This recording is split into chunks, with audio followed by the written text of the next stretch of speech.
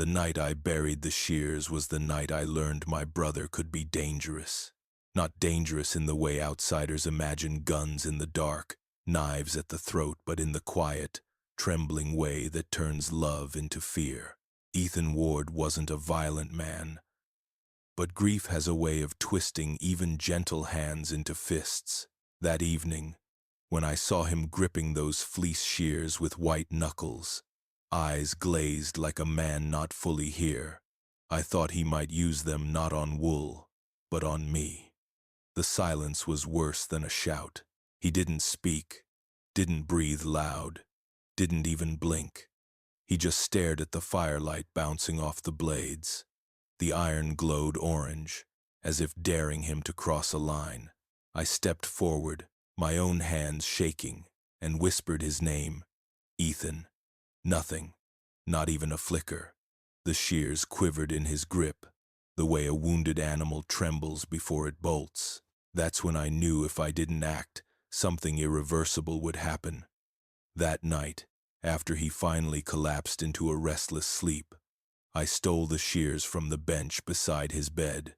My hands were numb, but not from the cold. From fear. From guilt. From the feeling that I was betraying him in order to save him.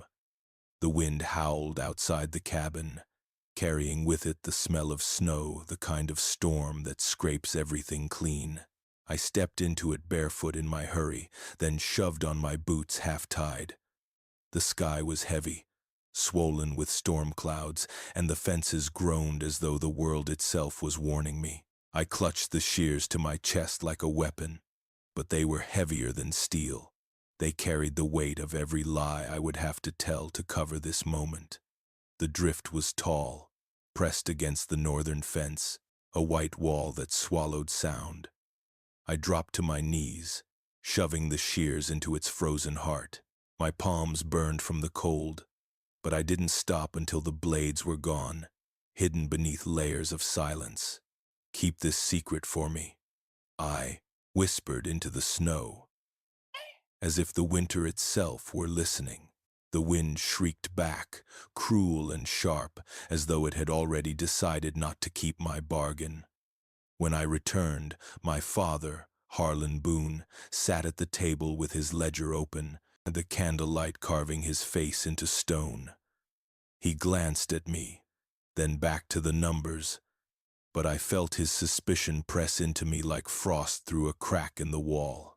Father wasn't a man who needed words to accuse you. His silence was enough. Ethan stirred in his chair near the hearth, his body twitching in some dream I couldn't enter.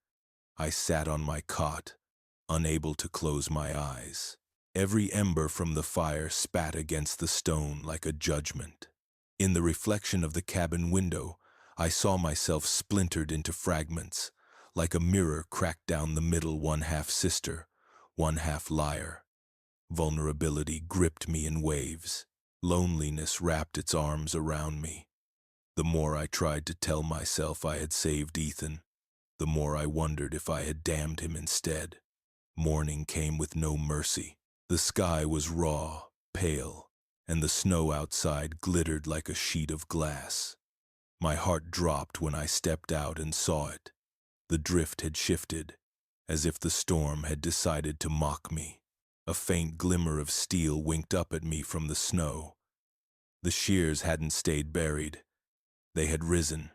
I stumbled forward, my breath harsh, my chest breaking into painful gasps. I clawed at the snow to cover them again, but my fingers froze, stiff, unwilling. Then I saw it, the footprints, small, precise, circling the drift in careful loops. Someone else had been here. Someone had stood where I knelt and studied the secret I thought was mine alone.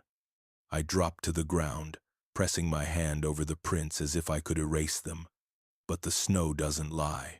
It listens, it remembers, and now it remembered more than I wanted it to. Inside, Father noticed the shears missing from the peg and asked once, sharply, "Where are they?" My throat closed, but I forced the lie. I said Ethan had taken them out for repair. Father only grunted, but I saw the doubt flare in his eyes, like the faintest ember in a bed of ash. Ethan said nothing. His silence was worse than Father's suspicion. He just stared into the fire, jaw tight, as if the flames might swallow him whole. The sheep stirred restlessly in the pen, fleece heavy, pulling, waiting for shears that were no longer there. I tried to calm them, but their bleating echoed back like accusations. Animals sense weakness. They sense fear. My hands bled from trying to comb them down with nothing but a broken rake, and still they looked at me as though I had failed them. That evening, I returned to the drift, desperate to check if the footprints had been swallowed by new snow. They hadn't. In fact, they were clearer now, etched deep into the white crust. And worse, on top of the drift lay a single strand of wool. It looked placed, not dropped, like a signature left behind by whoever had been there, a message or a warning. I froze, staring at it until my lungs burned. My body screamed to run, but my mind whispered, "Someone knows. Someone is waiting for you to slip." When I finally stumbled back to the cabin, I couldn't eat. My father's silence filled the room like smoke. Ethan's eyes were distant, haunted, his mouth pressed tight against all the words he refused to say.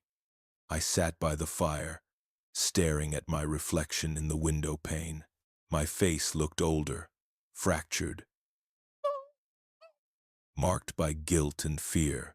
I pressed my hand against the glass, as though I could reach through to the other version of me, the one who hadn't buried anything, the one who hadn't lied. I whispered to the fire, the way I used to whisper to the night sky when I was a child lost in foster care before Father reclaimed me. Back then, I thought love meant never keeping secrets.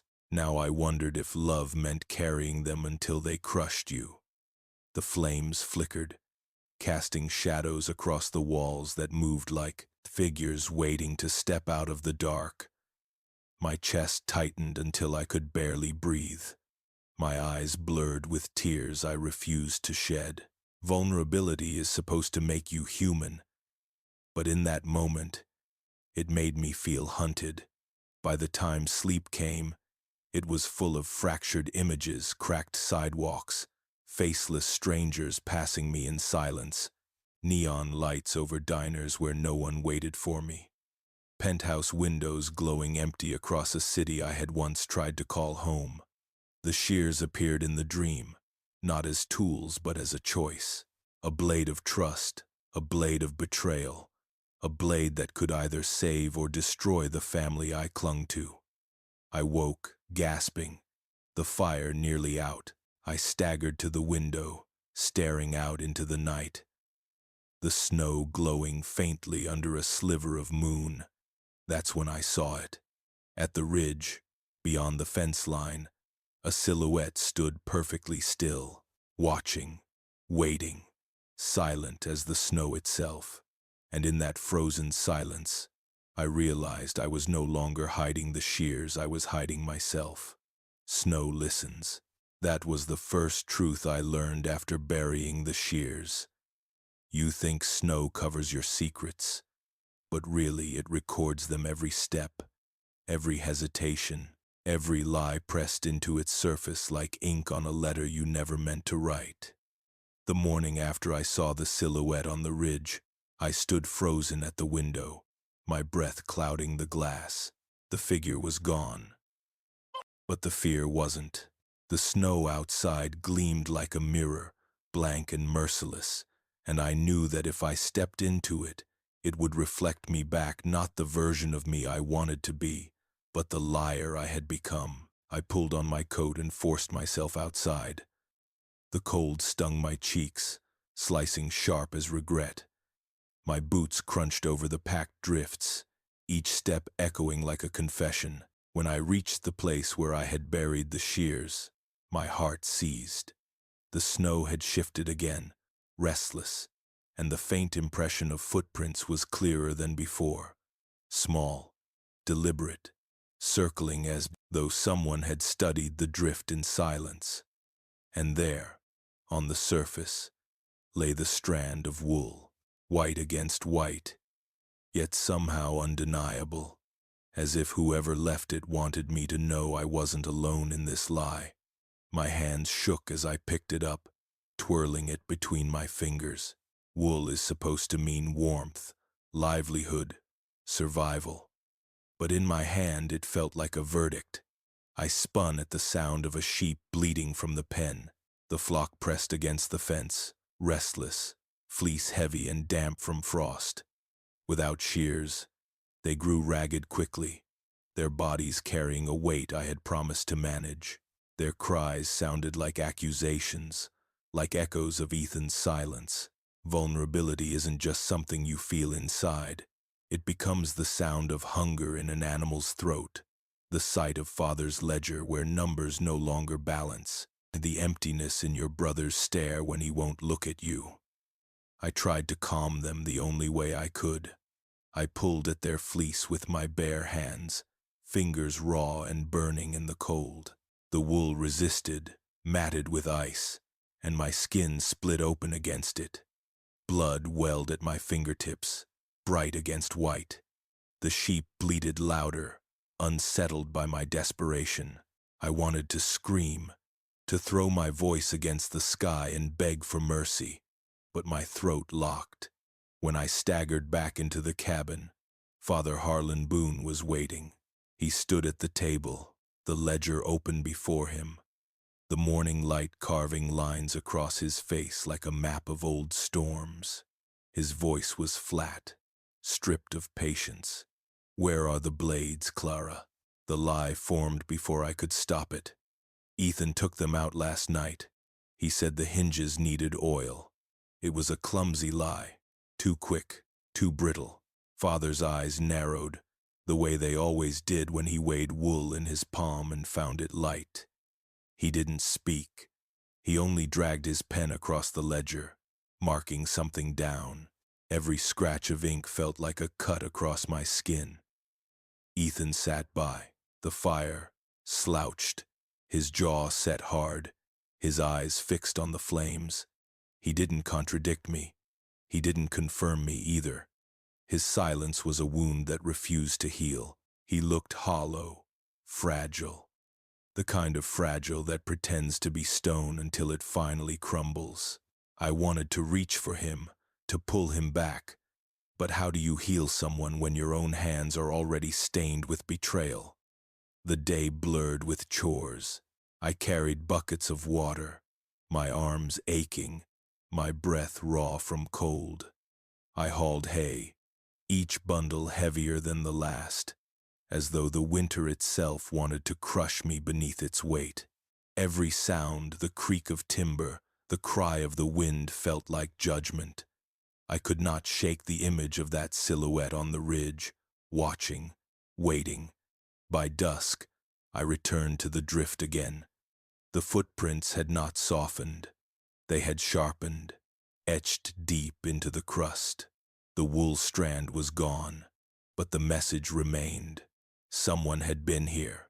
Someone was coming back. I knelt in the snow, pressing my palm flat against it. The cold bit into my skin, but beneath it I thought I felt a pulse, like the land itself was alive, listening, remembering. That night, I couldn't eat. My father chewed in silence, his eyes on the ledger. Ethan toyed with his food, jaw tight, hands twitching against his thighs. The fire crackled, but its warmth barely touched me. I sat staring into the window's reflection. My face looked fractured, shadow slashed, like a mirror split into pieces. I pressed my hand to the glass, trying to see through to some other version of me, the version who hadn't lied, who hadn't buried steel in snow, who hadn't started this chain of secrets. Loneliness pressed around me, thick and suffocating. Silence has a presence, it takes up space, leans against your ribs, settles into your lungs until you can't breathe. I whispered into the fire, my voice trembling. "Help me hold this." The flames licked upward, shadows dancing across the rafters. Like figures half-born, I imagined them as ghosts of everyone I'd failed. The mother I lost, the cousin I abandoned in foster care, the version of Ethan who used to laugh without fear. Sleep took me, but it did not save me. Dreams crowded close, heavy with symbols. I walked cracked sidewalks under flickering streetlights, surrounded by faceless strangers who brushed past without seeing me. Neon diner signs glared above empty booths where no one waited. Penthouse windows glowed with artificial warmth, but every room inside was empty, silent. In my hand, always, the shears sometimes clean, sometimes rusted, sometimes dripping red. They were never just tools, they were choices. When I woke, my cheeks were wet with tears I hadn't felt falling. The fire had burned low, and the cabin was hushed. But outside the window, the snow glowed faint under the sliver of a moon. I squinted, heart pounding. There on the ridge again, a figure, still, watching, silent as stone. I pressed closer to the glass, my breath fogging it, my hand trembling against the pane. The figure did not move, and that's when I knew the snow hadn't only listened to me. It had spoken my secret to someone else. The wind carried whispers faster than my silence could bury them. I heard them first as a change in how the dogs barked beyond our fence line, a staggered alarm that didn't belong to wolves or storm. Then as an odd stillness among the ewes, an alertness that lifted their heads and narrowed their pupils until I felt like the only creature who hadn't caught the scent of what was coming. When the neighbor rode up with his collar turned hard against the cold and his mouth already set to accuse, I knew the story had left our house before I did.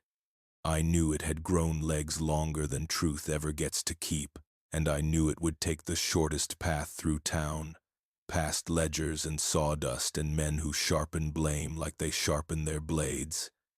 He didn't dismount. He didn't have to. He pointed past me toward the shed where Ethan had not emerged yet, and his voice flat, frayed, powered by a hunger that is different from the kind lamb's. "Understand," said that 2 of his sheep were found with fleece, cut wrong, ragged patches that would invite frost and infection, that a handful of good wool had gone missing as if someone were gathering it for trade, and that a set of prints had led from his north pasture to the gully we share. He said it like a ledger entry, like a sum that only required my signature to become a debt I could never pay. I tried to keep my face still, but guilt is a creature whose breath fogs the glass from the inside first, and when my father came to stand beside me, the neighbor shifted his aim, not at Harlan Boone's chest, but at the space between us where family lives and dies, and he asked in that careful way that sounds like fairness but isn't whether Ethan had been steady lately, whether his hours matched the sun, whether the tools were where they belong. I lied so quickly I didn't hear the sentence form. I said we had the shears in hand, said we'd been behind because of weather, said nothing about a drift that remembers, said nothing about the night my brother's hands gripped iron like a question you don't want answered. Father didn't look at me. He said the right words in the right order. That we'd walk the fence with the neighbor, that we'd check for sign, that we'd put right what could be repaired, and the neighbor's eyes flicked past us again toward the dark square of the shed window where Ethan's shadow moved like a thought he had not chosen, and I knew the wind would carry that glance farther than any oath we could make at this gate. After the neighbor left, Father's silence thickened, not like a threat, more like a room in which a verdict would eventually be handed down. I felt it gather around my shoulders, a cloak I'd have to wear until it grew heavy enough to crush me or I finally climbed out. From under it, Ethan stepped out at last, unshaven, sleepless, his hair pressed flat on one side, his eyes red not from drink but from the kind of tears men won't admit to because they were never taught where to put them, and he wiped his hands on a rag that didn't need wiping. And he looked at me, and I looked away, and in the space between those two small motions lived every answer I had refused to speak out loud. By noon we were in the neighbor's pasture, Father and I walking lines while Ethan trailed a few paces behind as if distance could make the rumors choose another mouth to live in. The wind skinned the hill and laid the story bare.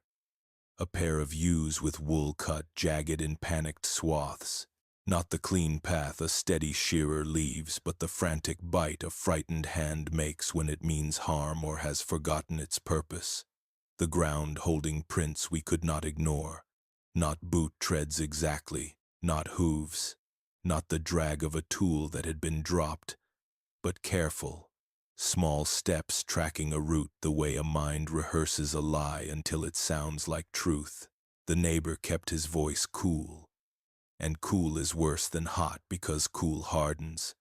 And I wanted to say we weren't thieves, wanted to say the shears had not even been in our hands, wanted to say the storm had decided which facts would rise and which would sink. But Father's look warned me that the first mouth to open would become the only ear anybody else used, and so I swallowed words until they cut new throats inside me. Back home, the flock read our posture and chose panic as their pasture, and Ethan's hands trembled when he tried to pen a skittish "you," not dramatically, not the way a drunk man telegraphs his fall, but like a fence post snapped inside the earth where you cannot see it. And my gut told me that every eye watching us would rename that tremor as guilt, that no one would believe in old griefs or new storms, when the simplest narrative was that a young man with a temper had taken steel and proved every whisper true. I thought then of the city I had left, cracked sidewalks, foster care, streetlights blinking the same lie every night. And I remembered how easy it is for a rumor to become a home when the house you live in no longer fits your breathing. And I felt the old terror return, the kind that tells you to run before the door opens, not because the room will hurt you, but because the room will demand you name what you have done. Father finally asked Ethan to sit, not like a child, but like a man whose legs should not be trusted just now. And he put a mug in my brother's shaking hands, and he said nothing, and that nothing was an invitation and a warning both, and Ethan stared at the steam like the answer was hiding in it, and then he pressed the mug back to the table and stood and left without a coat, as if cold could edit a story where confession could not. I went after him and found him at the slough where the fencing dips, his breath charging from his mouth like an animal trying to escape, and I touched his arm the way I used to when we were smaller and the night frightened us, and he flinched but did not pull away. And he said in a voice I had never heard from him, raw and careful at once, that he didn't do it, that he hadn't crossed the neighbor's line, that he had thought about crossing a different line here in our own yard the night before I stole the blades, that he had wanted to cut something that wasn't wool because the pressure had finally taught his hands the wrong language, because some hurts live so close to the surface they mistake the first tool they see for a solution. He was shaking when he finished, not with anger but with recognition, and I felt the wall I had built inside my chest shift its stones, because my lie had been a kind of love and a kind of abandonment both, and it was time to choose which one I could live with. I wanted to tell him everything, wanted to confess my midnight theft, and the drift that refused to keep my secret, wanted to show him the single hair of wool laid like a signature. But confession is not a staircase you climb once. It is a hill you carry until the slope finally chooses you, and the slope did not yet choose. Not with Father's silence, still a door I had not opened, not with the neighbor's gaze still pressed like a stamp on the morning. That night, the wind went mute, the kind of quiet that makes the house seem complicit, and I sat by the window the way a sentry sits, not to fight but to recognize which shape belongs to what danger. The ridge lay in its usual place, cut from the moon like a sentence whose meaning you cannot quite reclaim, and there exactly where the line breaks stood the silhouette again, a single dark seam against the pale. I watched it until my eyes watered, until I thought perhaps the figure was only the year itself standing and judging us for our handling of it. And then it moved. The smallest motion, a tilt of head or shoulder, a change in how the feet carried weight. Something that said this is a living thing and not the branch of a tree. Morning came, and the neighbor's voice returned on another man's tongue, this one from the feed store, saying there'd been talk of old grudges and new debts. That maybe Harlan's boy was the kind who takes shortcuts. That maybe the Boones had forgotten how to carry what the land gave them, and I wiped my hands on my apron and did not bother to hide how the words struck, because hiding is a kind of agreement I could no longer afford to sign. Father heard and said only that we would shear our own and keep out of sight until the lambs were counted, that the wind would get bored if we refused to feed it. But I knew wind doesn't starve when there is snow. Wind eats silence and grows strong. By sundown I had resolved to dig the shears up, to carry them into the center of the yard and place them in Father's hands, and let the truth make whatever shape it needed to make, even if that shape was a blow I would have to absorb.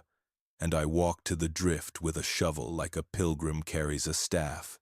And when I reached the place where the snow remembers me, I found not the neat white I expected, but a ragged mouth torn open and then smoothed, the way a fox covers its own tracks after feeding. And I knew in a rush that the secret was no longer mine to reveal or to hoard. I turned back to the house because I needed witnesses to whatever came next, because solitude breeds stories, because if I was going to stand inside the fire of this, I wanted to do it with the door open and the ledger in plain view.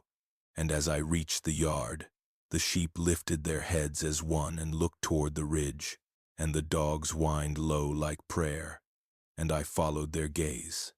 On the third night, the silhouette stepped closer and did not vanish. She steadied the sheep before she even looked at me, and that is how I learned the difference between authority and noise. I had stepped into the yard with my mouth already full of words fit for a stranger. Who are you? Why have you come? What do you want from our fence? But the flock shifted as one toward the north line, their panic dilating into attention, and the dogs, who answer no one but work, lowered their hackles and pointed their ears like students, and the figure at the ridge came down not like a threat walking but like a weather change deciding our names. She was younger than I'd expected, younger than the rumors would have allowed, winter-scuffed boots and a coat that had learned the grammar of wind better than any of us. Hair braided tight to keep the cold from stealing heat, a strip of leather binding her wrist where most people wear a watch that lies about the hour of their own lives. She stopped just shy of the fence, put her palm out flat, not toward me but toward the animals, and breathed once, not loudly, not theatrically, a small, measured exhale, and the ewes softened.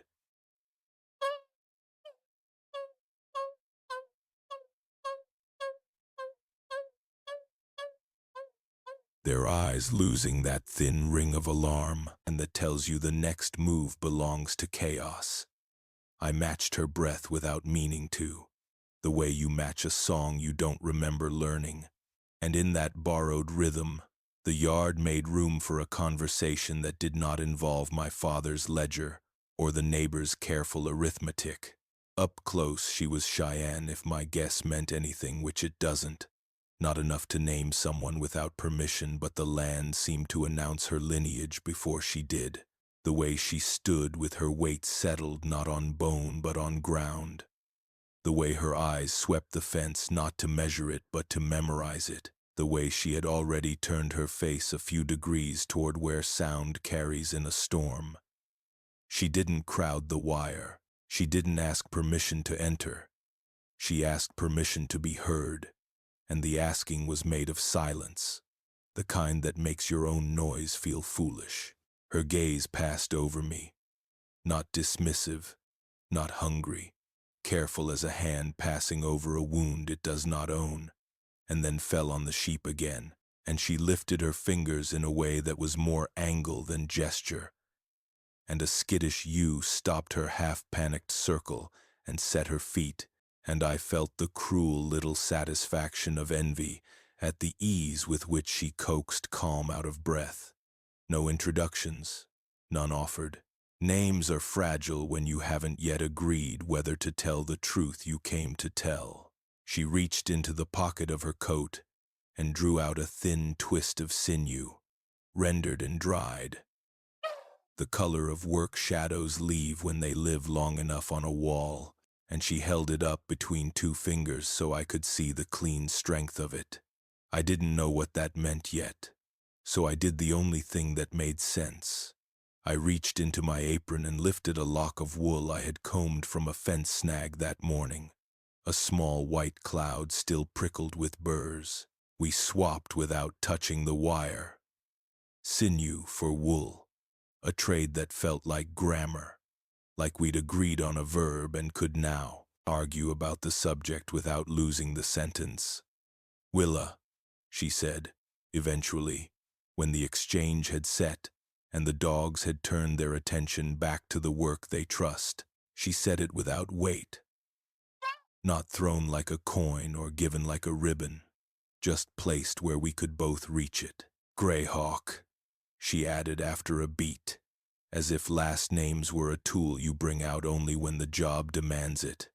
My own name felt suddenly unwieldy, a pair of boots too big for running, and when I said Clara Boone out loud, it sounded like something I had borrowed from a person I was still deciding to be.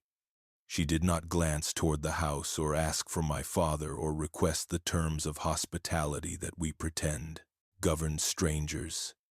She let the sheep be her introduction and her proof. She walked the fence line without entering, never losing that steadying breath the flock had already chosen to follow, and when she reached the north post she paused and looked to the sky in a way that told me she was reading what the air would do long before the air chose to do it, and she tipped her chin slightly as if to say north would fail us first if the weather meant harm. I wanted to ask the question that had haunted my sleep. Had she been at the drift?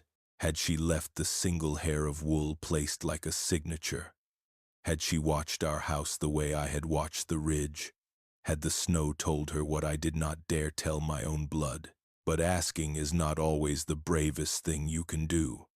Sometimes the bravest thing is to watch with someone else and hold your mouth shut until the right silence makes the right shape for the right truth. So I said nothing, and because I said nothing, she didn't accuse me. Instead, she crouched near the corner where lambs try to slip the wire and rubbed two fingers along the post, then held them to her ear the way you hold seashells when you're a child and want the ocean to admit it misses you. I heard nothing but wind.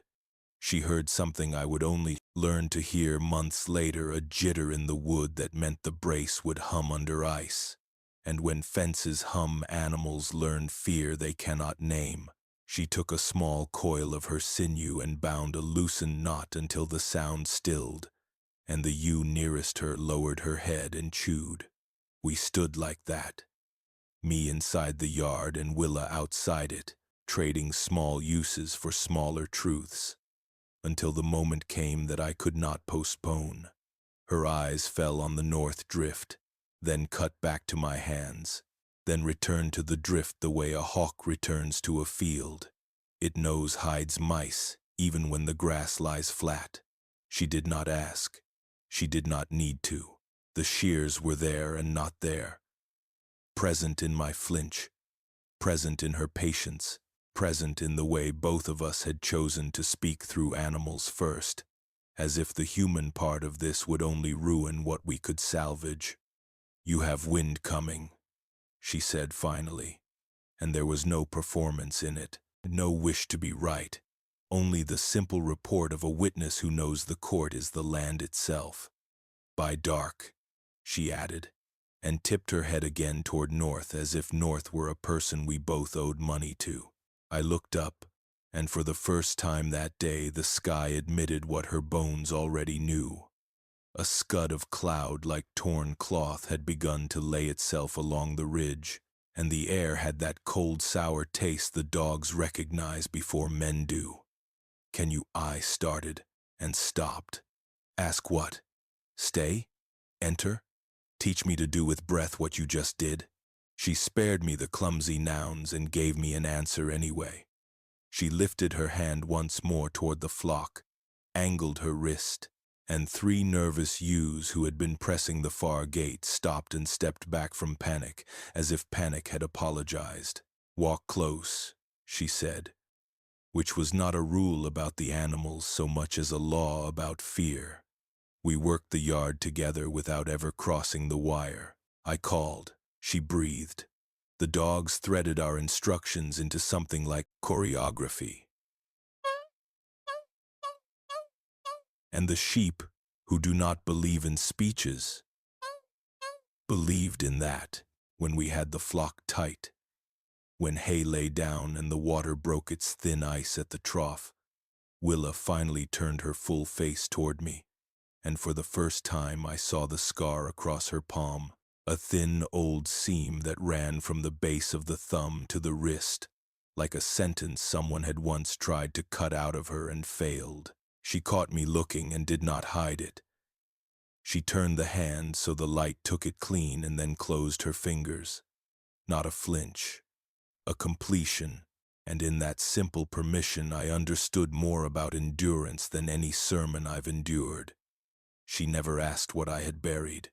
She did not speak the word shears. She did not say my brother's name or the neighbor's accusation or the price of wool or the heat of shame. She simply gave me back the twist of sinew I had not yet earned. Nodded once so small the nod felt like a gate latch clicked into place, and stepped backward the way you leave a skittish animal, body half turned, so the eyes offer trust before the feet. Not an exit, but a courtesy. I wanted to stop her. I wanted to ask whether she would come when the wind came, whether she would stand where my courage fails and lend me a breath the way she'd lent one to the flock, whether she had taken the secret I could no longer hold and stowed it somewhere the weather fears to touch, whether she had been the silhouette teaching the snow to talk. But I have learned that some questions take more from a person than the answers return, and I had already taken too much from too many people this week. So I said, "Thank you," and the words felt small and worn but true, and she listened to the tone instead of the vocabulary, and accepted the thanks with another of those barely there nods. And then, because the day had to choose a shape and we had offered it too, she turned away, and her footprints stitched a neat path along our fence, and the dogs watched her go, not suspicious, not smitten, only respectful, as if work itself had walked by in a coat it prefers to keep, and they had recognized a colleague. When she reached the north edge of our field, where the drift makes its white argument against the fence, and memory lies a few inches beneath a crust, she paused. Not the way a thief pauses to judge weight, not the way a scout pauses to mark distance, but the way a person pauses when she hears her own name called by something that does not have a mouth. She set her palm briefly against the wire. Just once, the scar aligned with the strand like a matching seam, and looked across the land as if measuring how far a secret can carry when the wind wants it. And then she stepped in a straight line I knew too well. When she left, she walked straight toward the drift. Blizzards do not teach with words, they teach with wounds. I learned that lesson the hour the sky lowered its brow and the valley forgot its own shape, when distance collapsed into a white wall and sound arrived late, muffled, like a memory that doesn't want to be told. By the time the first real gusts slammed our yard, the ewes had already tasted panic. and panic is a contagion that moves faster than breath, faster than thought, faster than any command your mouth can shape when your mouth is also trying not to freeze. The wind hit like a shove, and the gate answered with a scream of metal I could feel in my teeth, and the flock split the way.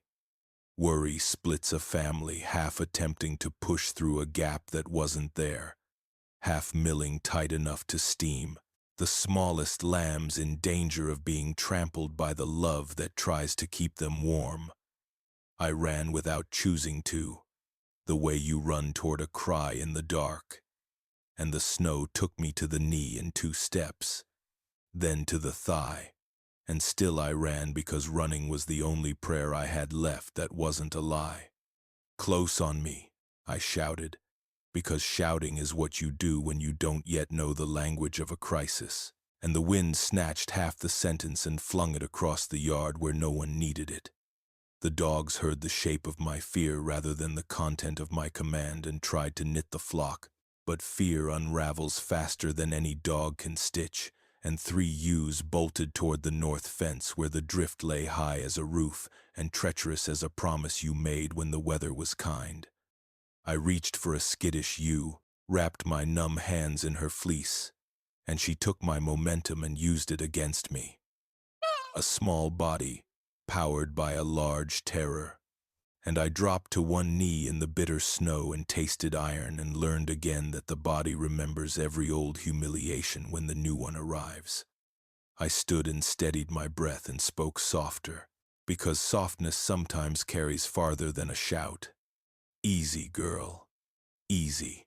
And she did not believe me because I did not yet believe myself. And the wind put its hand on my shoulder and said, "Not today, Clara Boone. Not with the tools you have."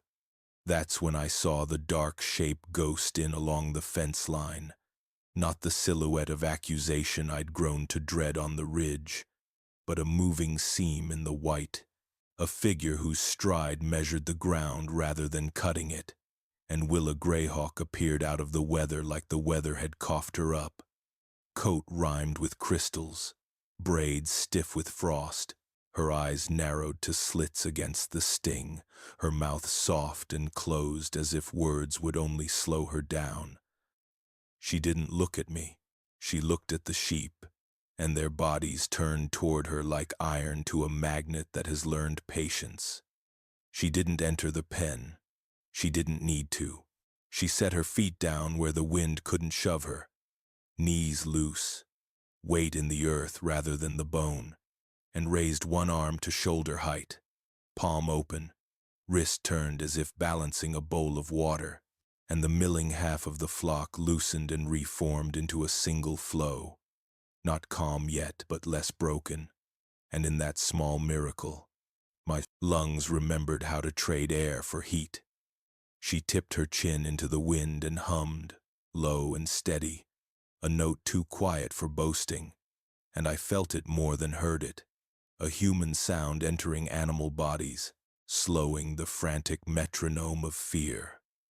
"Walk on me," she said, and it took me a blink to understand that the instruction wasn't for the sheep but for me, that what she needed from my body was not another voice in the gale but a shape the flock could follow. I stepped to her side, matching her pace, matching even the angle of her shoulders, and together we traced a line from the north fence toward the lee of the shed, a line a frightened creature could read as safety even when the air erased our footprints a second after we made them. The dogs saw the new law and ran it like a script they'd been waiting to be handed. The first hard squall arrived like a slap ice particles needled the skin at my jaw, and snow found the trick seam at the collar and poured down the back of my shirt in a cold I would later call educational, and still she did not raise her voice. She only changed the shape of her hand, fingers splayed for widen, fingers cupped for close, a narrow slice of palm for stop, and the flock obeyed the geometry of survival the way they never obeyed the poetry of my pleading. I learned more in that 10 minutes about leadership than a year of lectures could have purchased. and not once did she remove her eyes from the animals to congratulate her technique. She was working, and work calls you by a name that isn't a badge but a binding. We got them tight at the shed where the bale windbreak gives a thin kindness, and I held a ewe at the brisket, while Willa cleared packed snow from the trough with a scoop that lived in her coat pocket, as if every coat should come with a plan. The ewes drank, steam rising off their muzzles like small fires in a frozen city, and I saw her hand then, the right one, as she gripped the ice and twisted in the scar I had, and noticed at the fence became a text I could read in this light, pale and old, smooth from the years. It ran a diagonal across the palm in a way that could only have been earned, and I kept my eyes on it too long, enough that she noticed me noticing, and she didn't hide it, and she didn't explain. She only flexed and shook the ice free, and the scar rose and fell with the tendons like a river beneath winter skin. We'll lose the back three if they hit the white ridge. And I knew it was true before she said it, because the wind had changed note, and the snow at the north fence had begun to curl at the top like a wave preparing to break. And Willa moved toward that threat without permission, without a speech. And I followed because suspicion is a luxury the weather does not honor. We skirted the fence and saw the three bodies already halfway up the drift, their hooves punching through into void. And Willa went low and wide and let the sheep see her as obstacle and then as guide. And I came up slow from behind and pressed. And the dogs did not bark because barking becomes a whip in this kind of fear. They chuffed and cut, and the three were back on pack earth before the drift made its mouth. I felt a laugh rise, not joy, not triumph, but the kind of laugh that happens when death passes and pretends it was never in the yard, and it died in my throat when the storm taught its second lesson, the lesson about duration. The white did not thin. It thickened, and the wind did not tire. It found a new muscle and flexed it, and for an hour we worked not as two people in one flock but as one shape with many parts. And I learned her timing and she learned my reach, and I learned what my body can become when someone else's breath offers it a pattern. And the dogs learned that our combined shadow meant stay, and our split shadow meant drive. And I realized that trust begins exactly here, where work requires the thing pride hates, dependence. When at last the squall let go enough for the yard to declare its borders again, the bales stood like ships after a storm.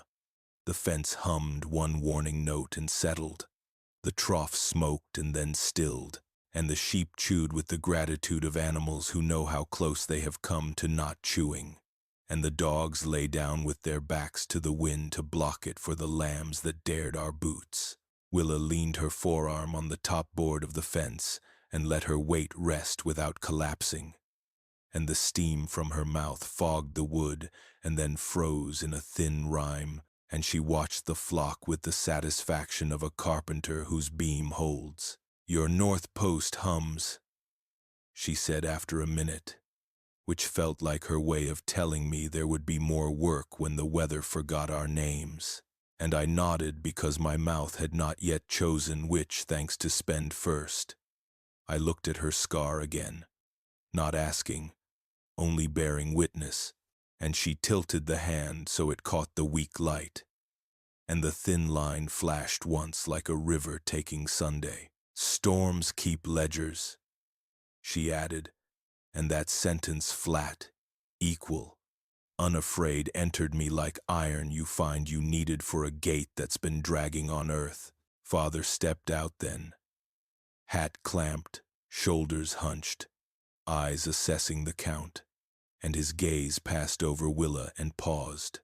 Not unwelcome, not warm, the look a man gives the tool he didn't know he owned but is suddenly grateful to grip. He touched 2 fingers to his brow, the most Harlan Boone can manage for a salute, and Willa returned it with a small dip of the head that says you owe me nothing and also yes, you do. You owe the work we just did the courtesy of not calling it something smaller. We set hay, we salted, we walked the inside perimeter to kick loose the starts of drifts. And when at last the light returned in a way you could trust, not just that pale trick the sky plays when it wants you to step out so it can trip you, I felt the strange lightness that lives at the edge of exhaustion, and I turned toward the north fence to check the line a final time, and the yard sounds arranged themselves into that specific hush storms leave behind, the hush that lets one small detail ring like a bell. There, in the face of the drift, a faint, deliberate gleam, cold, thin, cruel as a smile someone doesn't mean, caught the weak sun and gave it back to me. When the snow cleared, metal winked at me from the drift. Secrets are faithful only until the weather decides otherwise. I knew that in theory. Every winter teaches some version of it when buried fence wire lifts like a snake and old nails work loose in thaw. Still, knowing a rule is different from seeing it write your name. And when the drift offered up that sly metal glint, I felt my body separate into two equal parts, one that wanted to cover and one that wanted to confess, and between those two halves stood everything I had been pretending to carry without help. I went to my knees as if prayer were a thing the snow would honor, and the crust gave with a sad little sigh that reminded me of doors I have closed too late. The cold bit through my work pants and climbed into the bones as if claiming territory, and I dug with my gloves first, because fingers are clumsier but more honest than a shovel, sweeping aside the top layer of crust until the shape declared itself unmistakable. The hinge, the blunt mouth, the iron lips of the fleece shears exactly where I'd pressed them, now protruding like a truth that has waited long enough. The wind at my back had softened to a commentary rather than a command, and the yard hummed with post-storm chores, Father's boots tracing a known circuit, the dogs ticking from shadow to shadow like good ideas. I should have called one of them, should have waved Father to witness, should have done the right thing in the right order so the story would be protected by process. But secrecy is a habit that wears the costume of prudence, and I told myself, one more minute alone with the sin would make the confession cleaner. I brushed the iron clear, and the cold traveled up into my palm, stinging. A punishment I welcomed because it felt like a down payment on the hurt I owed. Rebury or reveal, that was the small-boned question with wolf's teeth. To rebury would be to sign my name under a lie I no longer believed I could sustain. Hiding the blade and, with it, the half-formed violence that had visited my brother's hands, the rumor that had already learned to run without evidence. To reveal would be to put steel back into circulation in a house that had already proved it couldn't hold it without shaking, and to invite Father's anger and the neighbor's certainty and the unkind math of men who prefer a culprit to a cause. I sat in that cold arithmetic long enough for my knees to start barking, and then the choice made me rather than the other way round. I would take the shears inside. I would put them on the table. I would tell my father and my brother and, if necessary, the neighbor. I would let this winter carve me into a person who could live under her own name. I reached. The metal was colder than hunger and almost as instructive. I got my fingers under the hinge and tugged, and the snow resisted with the loyalty of an accomplice who thinks it is doing you a favor. I pulled again.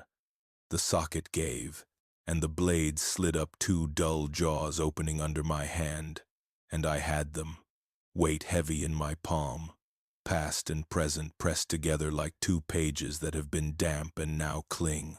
I cradled them against my coat, a gesture that looked like tenderness and felt like theft now reversed, and I turned toward the yard. Ethan's voice found me first, not loud, not strong, a voice borrowed from a smaller version of him, the boy who once hid in the lambing shed when spring storms scared thunder into the tin roof. He called my name, and when I looked up, he stood a dozen paces away, eyes red-rimmed.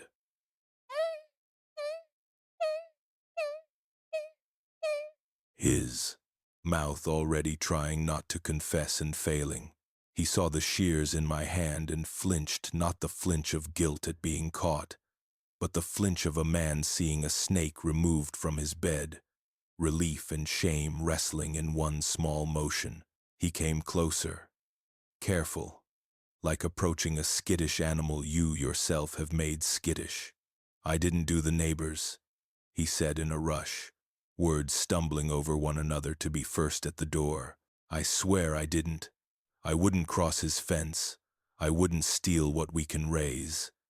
But the other night, Clara," and he stopped because the shape of what he was about to say required air he had not saved for it, and he folded his hands like a man preparing to be cuffed, and he tried again, slower, facing not me but the snow where I had knelt.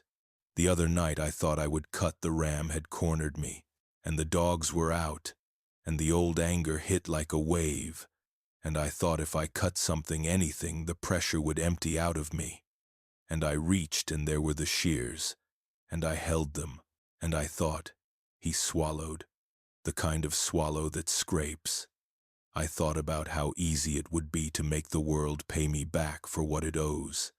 And then I remembered, it never pays, and I put them down, and I went outside, and I breathed until my ribs hurt, and I didn't touch them again."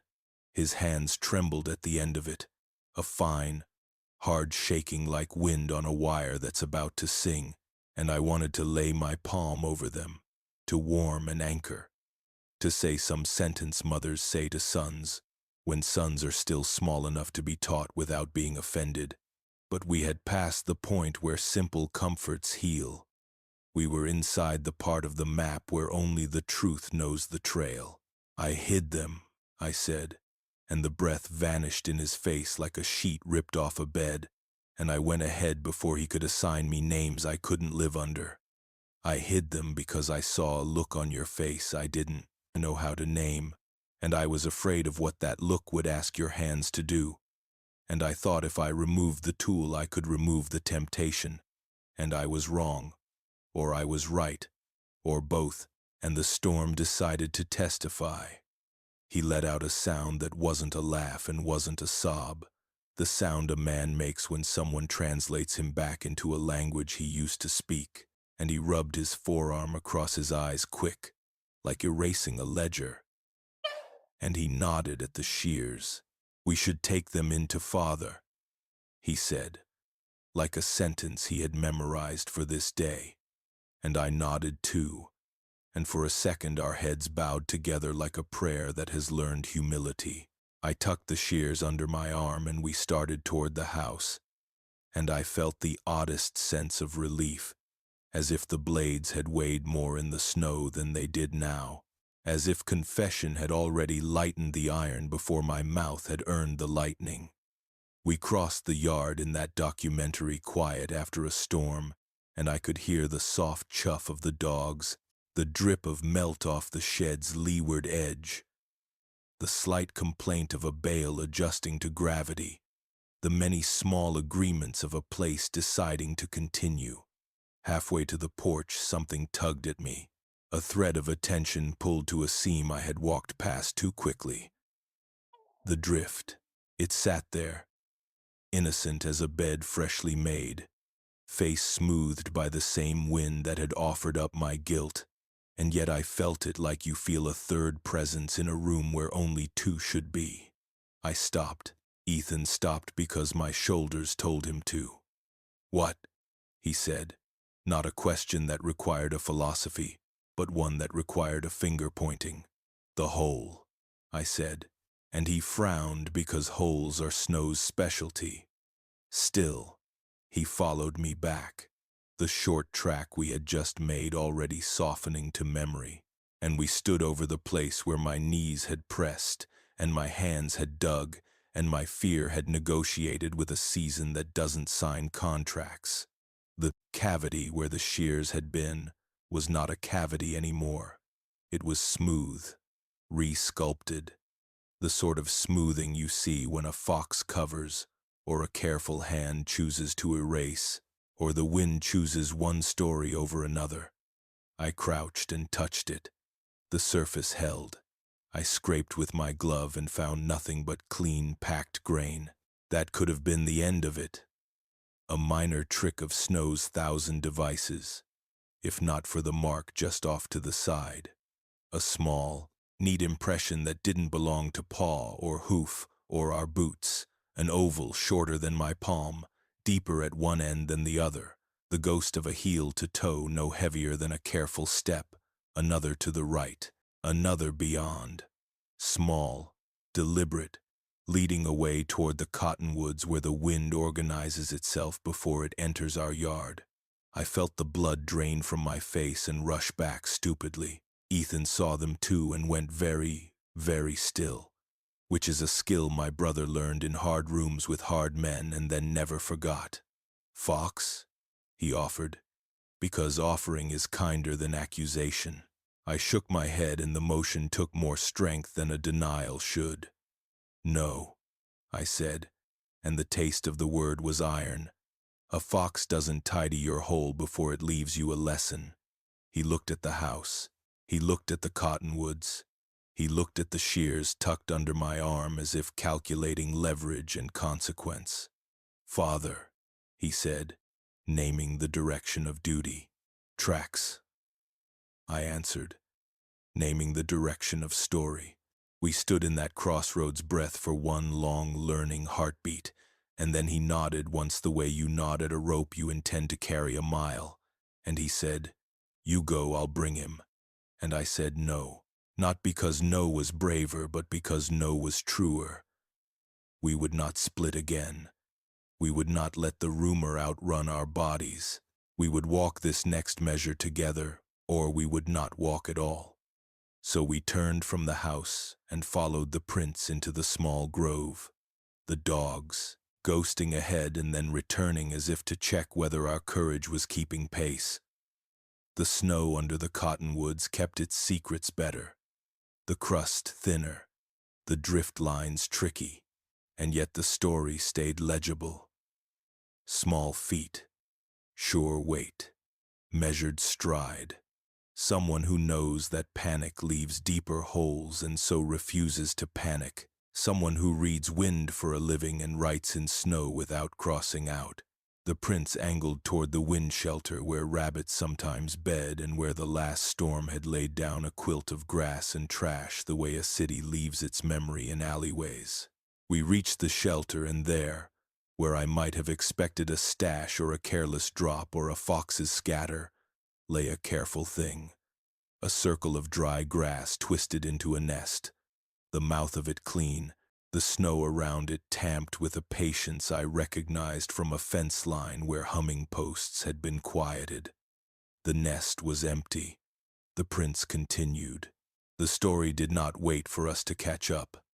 I clutched the shears tighter because iron becomes talisman when the world shifts under your feet, and we stepped back into the open to keep the line, and I looked up instinctively toward the ridge, because the ridge had become the headline under which all my days were printed, and my breath forgot the shape of itself. At the edge of the cottonwoods, not 30 paces ahead, a figure stood half-turned, coat furred white with blown crystals, hair braid black against snow, palm resting at hip with fingers loose, the stance of a person who has finished her work and is deciding whether to let you know what it was. She did not move toward us. She did not lift her hand. She watched. I dropped to the drift again, right where the wind had first confessed me, and swept my glove under the face for the hollow I had made not an hour earlier. A gesture as much ritual as search, a way of asking the snow to tell me if I had imagined myself. The glove came up clean. I dug, bare-handed, stinging. Nothing. The place, where guilt had lived, now held only cold, tight, innocent snow. She carried away what I could no longer hide. That truth lay plain in the snow. stamped in a line of small, deliberate prints leading from the drift into the woods. The storm had scoured most signs of life, but not hers. Her tracks cut sharp against the crust, each step weighted with certainty. Tracks like that don't apologize. They don't flinch. They don't pretend they're going anywhere but exactly where they mean to go. I stared at them until my chest ached. Ethan shifted beside me, nervous, reading the silence in my face like a sentence he didn't want to finish. "We should bring Father," he muttered, but his words carried no conviction.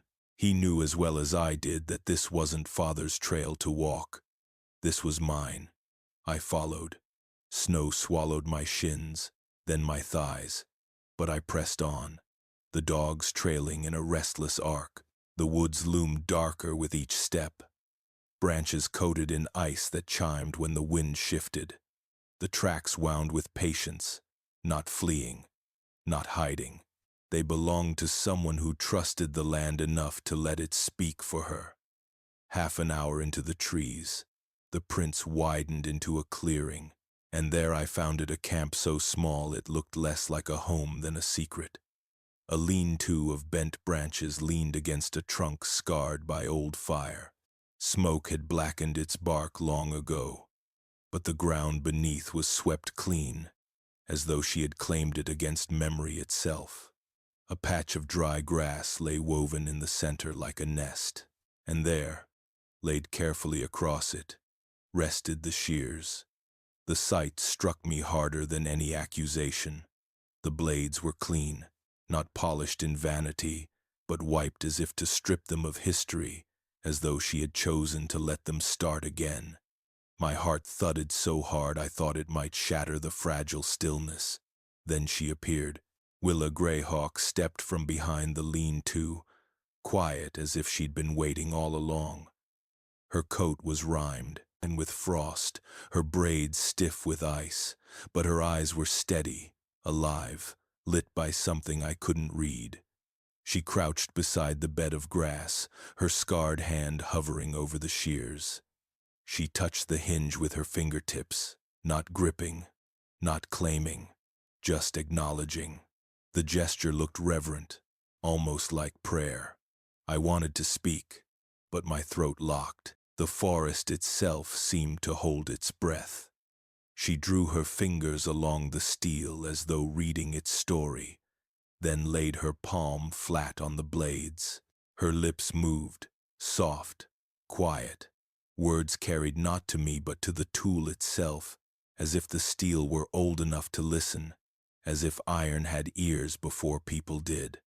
Her voice barely rose above the wind, but I caught the cadence, slow and careful.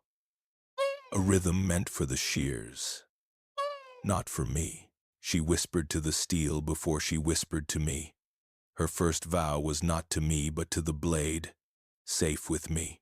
The words settled in the clearing like a law, and for a moment I felt the world shift under them, as if the shears themselves had consented to a pact older than either of us.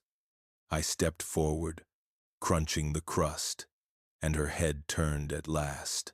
Willa's gaze pinned me, not accusing, not welcoming, but steady as though she'd been waiting for me to arrive at this confession.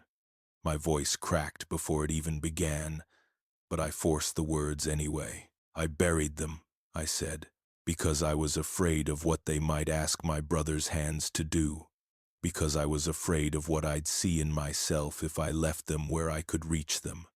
For a long silence, Willa said nothing. Her fingers traced the scar on her palm, a memory I couldn't yet name. Then she lifted the shears and balanced them across both hands as though they weighed more than steel. "You think metal chooses guilt," she said softly. "It doesn't. People do. Blades don't lie. They only wait for the truth we press into them." Her words landed with the weight of experience. I wanted to ask, but I didn't need to. She opened her palm, showing me the seam of the scar. "Once, they blamed me," she said. "A colt cut its leg on a broken gate. I was the one holding the rope. so the wound became mine. They didn't ask what really happened. They asked who was near, and my name answered for me. I learned young sometimes truth isn't about what happened. It's about who they choose to carry it. I swallowed hard, my throat dry. Vulnerability pressed in on me, heavy as snow. I confessed without meaning to. Ethan almost. He almost used them, not on the flock, on something worse. That's why I hid them, because I couldn't trust what his grief might make of him. But hiding feels like betrayal, and revealing feels like ruin. I don't know which one I am anymore. Willa didn't flinch. She crouched low, lifting the shears by the hinge, and turned them so the weak light caught the dull edges. Steel remembers what we teach it.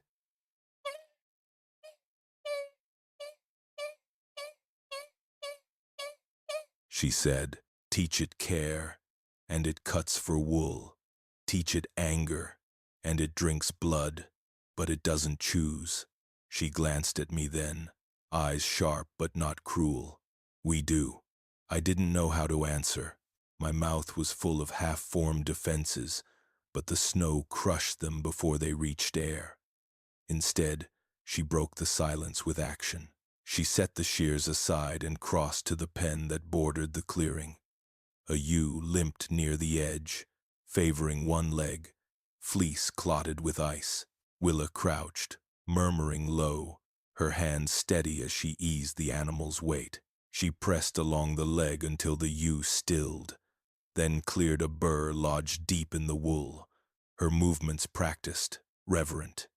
The animal eased, chewing again as though trust were that simple. Presence, patience, pressure where it counts. I watched, ashamed of my clumsy efforts the night before, ashamed of how quickly fear had made me cruel. When she rose, she walked back to me with the shears in hand. My instinct was to step back, but she didn't allow the space. She placed the blades in my palm, folding my fingers over them, her scar brushing briefly against my skin. Not for hiding, she said. Her eyes burned steady, fierce. Not for hurting, for keeping. Her hand lingered, warm despite the cold. The shears sat in my grip, heavier now, not with danger but with responsibility, a tool redefined by trust neither of us had spoken until this moment. She folded my fingers around the handle and said, not for hurting, for keeping. Blades tell the truth, people lie. That was the first lesson the shears gave back when Willa set them in my hands. Tools do not carry gossip. They do not bend to shame. They do not rehearse excuses. Steel is steel, cut or not cut, wool or skin, blood or fleece. The rest is ours. We stood in the barn the next morning, the smell of hay and animal breath thick in the air. The storm had left its scars, snow blown through cracks, feet damp with melt, the flock restless, but there was also a strange hush, as though the weather itself wanted to see what we would make of the day. Willa gestured to one ewe, heavy with fleece, her coat matted from weeks of neglect. Without a word, she drew the animal steady, pressing her hand against its flank. I held the shears with clumsy reverence, still unsure if they belonged to me or to the silence that had surrounded them. Together, Willa said simply. Her voice didn't rise, didn't instruct. It was a statement, like naming the weather or calling water wet. I crouched, hands awkward, and placed the hinge against wool that resisted like a secret long hidden. She covered my hand with hers, scar against skin, and guided the motion. The blade slid, dull but steady, parting fleece from body. The sound was small metal kissing fiber. The quiet sigh of release, but in it I heard something larger. The shears telling the truth they had been made for. The wool fell in tufts, heavy, damp. The ewe shifted but did not fight. Our hands moved in, rhythm, her guidance steadying my fear, my hesitation. Each cut peeled back not just fleece, but shame, memory, rumor. Work became witness. Work became ceremony. And then Ethan appeared. He lingered in the doorway, shoulders hunched, jaw set. His eyes found the shears in my hand and stayed there, wide, dark, unblinking. He stepped inside, slow, as though approaching a grave. His breath hitched when he saw Willa's scarred hand resting over mine. Shame walked across his face before he spoke. His voice was raw, unguarded. I thought I was stronger than I am. His words trembled. I wanted to believe my anger was just noise, but I was wrong. I almost made it into something worse. The silence that followed pressed heavy. Willa straightened, her gaze calm but piercing. "Weakness isn't evil," she said. Her tone was neither soft nor sharp, just true. It's hunger, and hunger takes what it's not given. Blame the hunger, not the hands that almost fed it. Ethan dropped his eyes, shame and recognition warring in him. For the first time, I saw not the brother I had hidden from, but the boy who had once whispered fears into my pillow in foster care, who had once trusted me to translate his silence. Tears blurred my vision, but they felt different, lighter, earned. I looked at the shears again, heavy in my hand, light in hers. I felt something shift in me. Abalance, not absolution, not perfection, but a new weight shared, not hoarded. And that's when the barn door creaked wider, spilling in light and cold. Father Harlan Boone stepped inside, his eyes taking in the shears, the wool on the floor, Ethan's trembling hands, Willa's steady calm. His voice carried no storm, no softness, only command. "Now," he said, the ledger of years in his tone, "tell me everything." Father Harlan stepped into the barn and said, "Now tell me everything.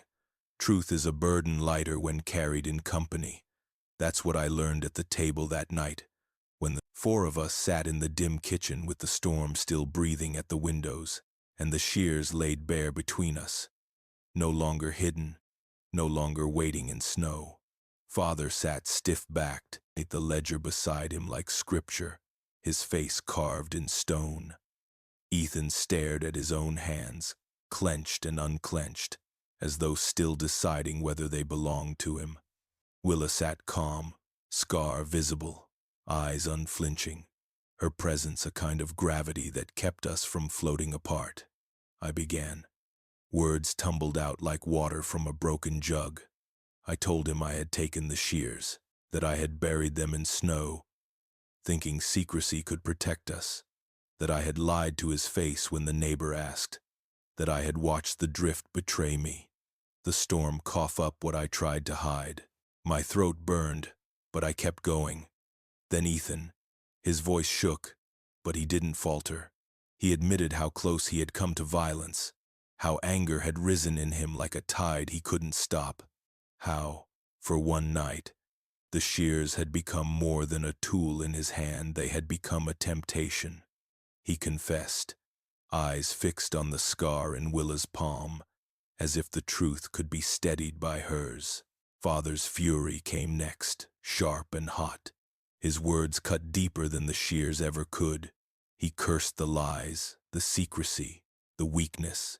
He slammed the ledger shut as if to close the book on both of us. His anger filled the room, heavy, suffocating. But then Willa spoke. Her voice didn't rise. It didn't need to. Calm carried farther than rage. "Anger is a storm," she said. "But storms pass. Blame doesn't feed sheep. Secrets don't shear wool. What matters is what we choose to do now." Her words slowed him, softened the heat into reflection. The ledger stayed shut. His breath steadied. He looked at her, then at us, and for once his silence wasn't judgment, it was listening. Out of that silence, we forged a rule. No more hiding, no more burying. The shears would never again be kept in snow or shadows. They would hang where all could see, shared under watch, guarded not by secrecy but by presence. A circle of eyes, a circle of hands. Relief settled into me, strange and heavy, but it didn't last long, because truth has a way of echoing beyond the walls that hold it. The next morning, neighbors arrived. Their boots stamped snow at the threshold, their faces drawn hard with suspicion. Rumors had ripened faster than forgiveness. They demanded answers. They demanded proof. One man stepped forward, eyes sharp, voice accusing. He pointed at me as though my guilt were visible on my skin. His words cracked the air like a whip. "Show us the blade!" One man pointed at me and shouted, "Show us the blade!" The storm became judge, jury, and witness. That's how it felt when the sky cracked open and hurled white chaos across our valley, just as the neighbors pointed their fingers at me, demanding proof of guilt. 1 second the barn was crowded with suspicion, the shears gleaming under too many eyes, and the next the wind slammed the walls like a verdict. Snow swept in sideways, blinding, burying words before they could even land. It was as if the weather itself had decided it would hear the case, not men with narrow tongues. The accusations scattered with the first howl of wind, but the real sentence arrived fast. The sheep were loose. Panic hit the flock harder than gossip ever could. The north gate had cracked under the force of the gale, and a stream of woolen bodies poured into the white. Ewes, lambs, even the rams creatures bred for earth and grass now faced death in a storm that did not forgive. There was no time for more talk. Even Father's anger shrank before the reality that survival has no patience for blame. "Out!" he barked. But the word wasn't punishment this time, it was a command forged from necessity. Everyone moved. Ethan grabbing ropes with trembling hands, Willa pulling her hood low, the neighbor swearing under his breath but tightening his coat all the same. The valley outside was unrecognizable. Fences vanished under the drifts, paths erased. White devoured distance until we were nothing but shadows inside it. My lungs burned with every breath. The cold cut down to bone. Still, the flock surged, scattering across the slopes like fear itself had grown legs. Willa moved first. She did not wait for Father, did not ask permission. Her body bent low, reading the wind like scripture. She lifted her arm in that same calm gesture I had seen at the fence. Palm tilted, fingers shaping direction, and the sheep nearest her slowed, hesitated, turned. Even in the whiteout, even under terror, they recognized the steadiness in her. She called. Her voice carried strange and strong through the gale, and somehow, though the blizzard swallowed everything else, we heard, we obeyed. Father grunted, bracing his weight to the left. Ethan, pale and shaking, fell into place on the right. I pressed into the center beside Willa, rope in hand, my body leaning against hers as if gravity itself had chosen us to balance each other. Behind us, the neighbor, my accuser only minutes before, set his jaw and pushed forward, his boots cutting deep trenches we could follow.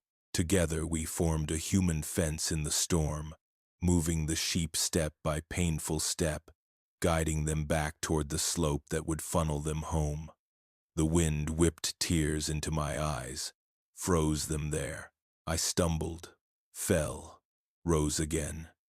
Ethan reached for me once when my legs buckled, his hand steady despite the tremor in his face, and for the first time in weeks I did not see weakness in him. I saw endurance. "Keep the line," Willa shouted again, her voice sharper now, more command than request. She was at the front, her braids frozen stiff, her coat snapping like a flag of survival. Every step she took carved a path the rest of us could trust. Her scarred hand lifted, curved, pressed down, and the sheep obeyed like she had rewired their fear into recognition. Ours blurred. The blizzard tore at us, filled our mouths with ice, bent our backs, but we did not break. And Ethan redeemed himself in those hours. He hauled lambs into his arms when their legs gave out, cradled them against his chest, teeth gritted, not against cold, but against the shame he had carried too long. His voice grew hoarse from shouting the dogs into position, from calling my name when I staggered, from choosing finally to be strong in the right way. At last, through the veil of white, the barn's roofline appeared, a darker shadow against the storm. The sight hit me harder than any sermon. We pushed, pulled, pleaded, until the sheep poured back into safety, their hooves stamping steam into the frozen ground. The door slammed shut, bolts set, the wind locked out. Inside, breath came ragged, faces pale, clothes crusted in ice. But the flock lived, and so did we. For a long moment, no one spoke. The storm roared outside, furious at our defiance, but within the barn there was only the sound of life, hooves shifting, lungs dragging air, heart still beating. I turned and looked at Willa, her face streaked with ice, her eyes steady as ever, and for the first time I understood what it meant to owe survival not to blood or ledger, but to presence. The neighbor looked too. He who had come to accuse now stood wet, shaking, alive because she had led the line. His mouth worked, searching for words, but none of his usual sharp ones would serve. At last he cleared his throat, voice low but certain. "When we returned," he said, eyes fixed on her scarred hand, "the sheep followed her.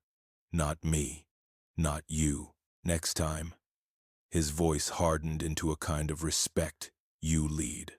When we returned, the neighbor looked at Willa and said, "You lead next time. Safety is not a secret, it is a circle you keep alive." I understood that only after the blizzard trial, when survival had stripped every pretense from us. No lie, no rumor, no pride mattered more than the fact that we had stood shoulder to shoulder in the storm and returned with life. The sheep were alive, and so were we. That was the verdict no man could deny. The barn glowed with lamplight that night, bodies pressed close for warmth, the smell of wool and sweat heavy in the rafters. Father sat at the workbench, the shears before him, clean, gleaming, undeniable. Ethan leaned against the post, exhaustion pulling his shoulders down, but his eyes held a steadiness I had never seen in him before. And Willa, she stood quiet, her scarred hand resting on the handle of the blade as though anchoring not just steel but all of us. Father broke the silence. His voice was rough, but not from anger this time, from awe, from respect. "The shears will never be hidden again," he said. His hand tapped the wood with each word, like hammer strikes sealing a law.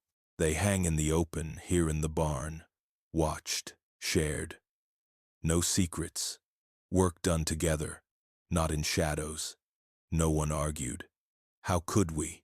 The storm had already proven the rule truer than any ledger.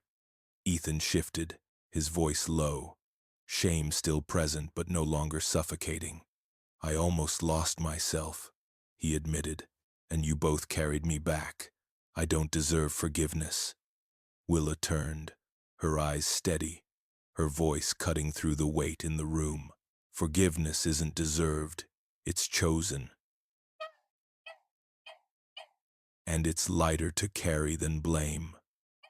Her gaze lingered on him, not soft, not cruel, but full. He nodded, the line of his shoulders loosening as if her words had untied a knot he couldn't reach on his own. I felt it then, how survival had shifted from being something I guarded alone to something woven among us. The distance between us, all the silence, all the hidden pain, had been narrowed by fire, by storm, by trust, earned in the hardest ways. Emotional scars didn't vanish. They became maps, pointing us toward each other instead of away. In the days that followed, we rebuilt. Fences mended, sheep fed, tools cleaned and shared. But something deeper was restored too. At the table, Father no longer guarded the ledger like a weapon. He opened it with us. Numbers no longer punishment but proof of shared labor. Ethan laughed again, hesitant, fragile, but real. And Willa became more than a stranger at our fence. She became a presence I leaned on, quiet but steady, like the post that keeps the gate upright when storms slam it. There were moments small, unspoken, when I caught myself watching her, the way she hummed while tending the flock, low and calm, the way her scar caught the light as she worked. It wasn't romance, not yet, not something painted in fairy tales. It was survival turned into recognition. It was the fragile intimacy of two people who had carried too much alone and finally allowed the silence between them to become trust instead of distance. One evening, as we sheared side by side, she paused, holding out the blades for me to take. Her words were simple, but they carved deep. "Safe with me," she said, echoing that first vow. This time the words weren't just for the steel, they were for us. For what we were building in the space storms had tried to erase. Father overheard. His eyes softened in a way I had never seen, though his mouth stayed firm. He hung the shears high on their peg, where all could see them, and spoke the words that would anchor us from that day forward. Work is not burden when it's shared. Secrets kill, circles keep. The neighbors returned soon after, curiosity in their faces, suspicion softened by survival. They had seen Willa lead the line. They had seen Ethan carry lambs like a vow. They had seen me stumble but rise again. The questions in their eyes remained, but accusations no longer found fuel. The storm had silenced them louder than truth ever could. Around the table that night, we ate in quiet satisfaction. The fire snapped in the hearth. The shears glinted above us, no longer symbol of fear. No longer a secret buried in snow, but a shared tool, a reminder of work done, lives saved, burdens carried together. I leaned back, watching the circle we had formed.